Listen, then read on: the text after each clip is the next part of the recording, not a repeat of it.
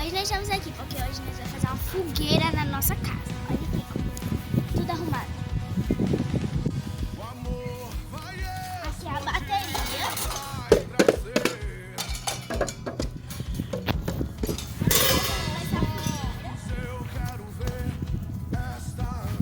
Aqui, gente, nós vamos fazer uma fogueira pequenininha que nós vamos assar marshmallow. E aqui são as cadeiras.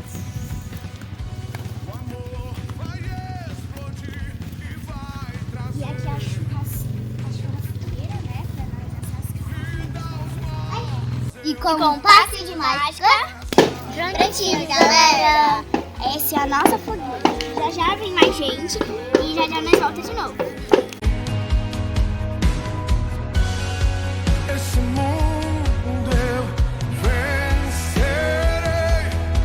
Meu Deus não está morto, vive, está aqui dentro de mim, rugindo como leão. Meu Deus não está morto.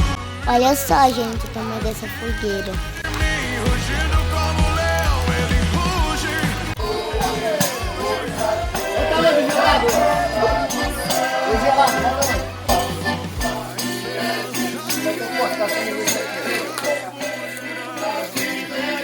Esse foi o momento que nossos convidados estavam chegando.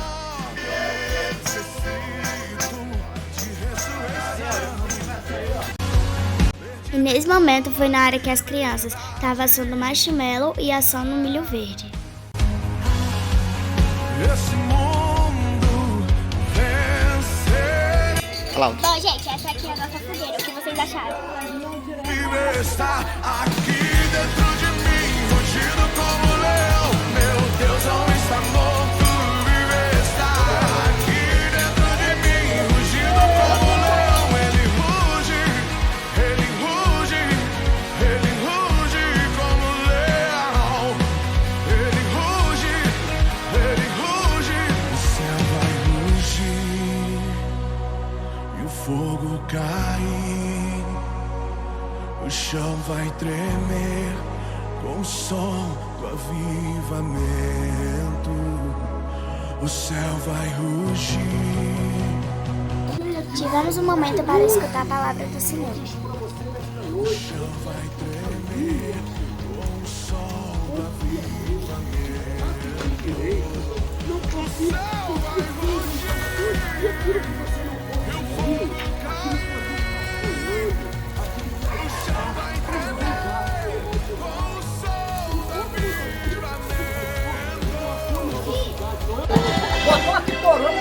Ó, tem um buraco aqui.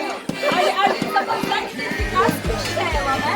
Aqui as costelas. Velho,